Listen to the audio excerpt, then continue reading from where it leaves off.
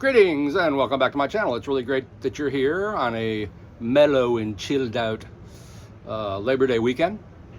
It's very quiet here on the mean streets of New York City. They're getting meaner by the day, let me tell you that, folks. Anyway, I thought I'd talk about a couple new Blue Note reissues. They're not new anymore. That really got my mojo working. And talk about one of the craft reissues compared to the original of the same. Another craft reissue. And when I was down in North Carolina, I bought a bunch of records, including this very cool kaleidoscope on Soul Jazz Records. The best overview of the current British jazz scene I've seen, with artists I've never heard of as well as the ones I have heard of. But this was really great. We'll talk about that a little bit. And then a slew of Candid reissues that are, they've already announced a new one. The new Mary Halverson record. And starting off with this, just because it's so great, is Melody's Echo Chamber. And this is not a jazz record. I had her earlier record. It comes with this cool little strobe disc, or whatever the heck that is. I haven't smoked a doobie and put it on my turntable to see what happens to the interior recesses of my brain. But she sort of reminds me of Jane Birkin singing with Tame Impala. I don't know if you're a fan of Tame Impala. I loved their first record. You know, kind of like John Lennon tripping out over some weird alternative space rock or something. And this is a little more focused than Tame Impala and more purposely psychedelic. I'm not sure what instruments Melody, that's not her real name, plays, but she's French. And this is just a great, you know, trippy, psychedelic, contemporary record. I really dug this record. Melody's Echo Chamber, Emotional Eternal. I had her first record, which was pretty good. The recording was really piss quality. The recording is much better quality on this. So if you're into like trippy, psychedelic, light, bubbly, I highly recommend this record. I haven't really started checking out these new Verve reissues from Analog Productions, but I'm upcoming reviewing for Stereophile this one, along with this one, along with We Get Request. It's funny the things they've reissued and the things they tried to reissue. Now this is a very hard record to find out in the wild. I'm sure everything's on Discogs. I'm not referring to Discogs. I mean out in the wild, you're hitting the stores. This is a hard record to find. This is a great classic. You know, her songbook records, Ella Fitzgerald, Louis Armstrong, her songbook records are much easier to find than this record, which is a classic. And this is a one of the great Bill Evans records. He has so many. I think people tend to look for his Riverside records more often. They're no easier to find, but this is an equally fantastic Bill Evans trio record. I forgot who's in the trio. It might be Eddie Gomez and Marty Morell on this particular record. Anyway, just a great classic. They did a beautiful job with the gatefold. The funny thing is, the original copy of this is not laminated. So now they just laminate because they know people will like it because it's laminated. They'll buy it. But it's a great record. The Candid stuff, these 5 records are exceptional reissues. This is one of the most important records in the jazz canon, as they say. With Abbey Lincoln, I think Booker Little's on this record, We Insist. You know, this cover alludes to the Greensboro sit-ins when black people were not allowed to share a countertop with with white folks. And this album is just a classic. It's a masterpiece, start to finish. Everything it covers, it's a very rebellious record. It's very much part of the civil rights movement. Coleman Hawkins is on it. Drive a Man, Freedom Day, Triptych, All Africa, Tears for Johannesburg. That tune, Drive a Man, is one of the great civil rights tunes. And Abbey Lincoln is so raw and, you know, powerful. You know, here is this young, beautiful black woman singing extremely powerfully of the civil rights movement and the need for change. Max Roach and Oscar Brown Jr.'s Freedom Now Sweet. Oscar Brown was a star in his own right, I think on Broadway, more of a folk singer. So this is a great one. Also equally fantastic, Otis Spann is the Blues. This is one of these albums you put it on and you cannot get it out of your system. Just a classic blues performance on Candid. This is actually the first Candid release, oddly enough. And most of it is just him and guitarist Robert Lockwood Jr. And it is just the epitome of blues. It's funny, blues is really a lost language now. Forgotten. People don't even know what it is. We got a bunch of blues into the Jazz Record Center, and Fred and I both thought the stuff would fly off the racks. It hasn't, which is just kind of shocking. And those guys made so many records. There's so many Lightnin' Hopkins records. Even the Howlin' Wolf records haven't sold out. It's kind of, I think the blues, as done by Muddy Waters and Howlin' Wolf and Son House and Leadbelly, who's more of a folk guy, but the great classic blues artists, that music is almost the antithesis of today's culture, which to me in so many ways is just so fake and phony. Everybody posing for their Instagram shot, and everyone's so in love with being a corporate representative. I don't know, but the blues is visceral truth music. It just hits you in the gut. And if you can't deal with the blues because it's not pretty and shiny and processed with a click track, then you need to check out your heart. What can I tell you about that? But this is a great one. Not much can be said about this. One of the great Charles Mingus Presents Mingus, one of the great records on Candid. These are all in stereo, which is weird because they probably came out in mono and stereo. But these are all great transfers. I was able to compare one because Fred Cohen lent me a copy. I had an original copy of Lightnin' Hopkins in New York to compare to this. And, you know, I'm sorry, just the original is always better if it's in really good shape. The original is cleaner, more upfront, more visceral. Because you know, on reissues, we're talking 50-year-old tapes, and I don't care what anybody says, 50-year-old tapes degrade, especially in the highs. That's not saying you shouldn't buy these. This is a very hard record to find, as are all these Candid records. We Insist has been reissued a lot. I mean, most recently on Wax Time. You know, and these are much better than that. These are from the tapes. I believe Bernie Grundman did all the work, yep, from the original master tapes, and they sound wonderful. They don't sound like the originals. They don't sound as full and as upfront and present as the originals, but they sound damn fine. This one is a little stranger. Abbey Lincoln Straight Ahead. A lot of it seems intentionally dissonant. Maybe someone out there knows more about this than I do, which is obviously, or admittedly, not a lot. But it's a fantastic lineup.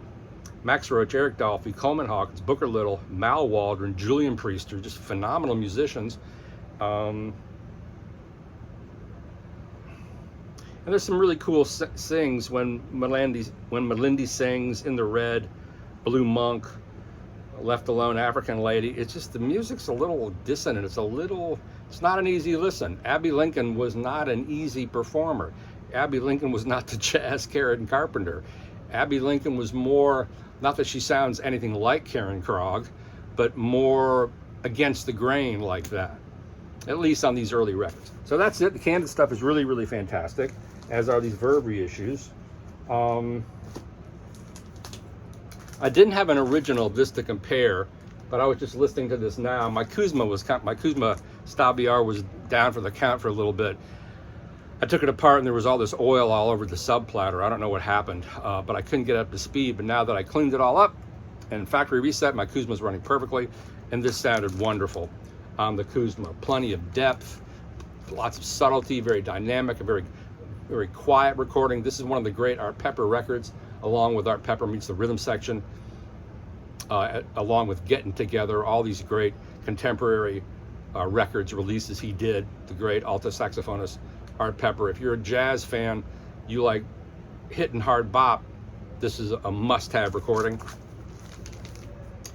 And then we have the reissue of 4, Hampton Hawes, Shelly Manne, Barney Kessel, and Red Mitchell. You know, just a very breezy West Coast swing record. The record sounds like the cover looks. It's just fun, easy, breezy, very relaxing recording. And this was the original. I have an original mono of it. And they sound very, very similar. The repress doesn't quite have the balls the gravitas, the depth, the low end, but the repress is much, or rather a good bit cleaner than my older mono press. And there seemed to be a little more delicacy in the treble, which I thought was pretty interesting. The treble was a little more refined sounding, maybe slightly better resolution, but the mid-range just wasn't quite as funky and hard-hitting as my original mono pressing. So let's go on to this Kaleidoscope, Soul Jazz Records, New Spirits Known and Unknown. Now this collects everybody from the current UK jazz scene, which is just so fantastic. I think much more exciting than the American jazz scene for various reasons. I won't get into that. But this has people I've heard of, people I've heard about, but I haven't heard, as well as some people I had not heard.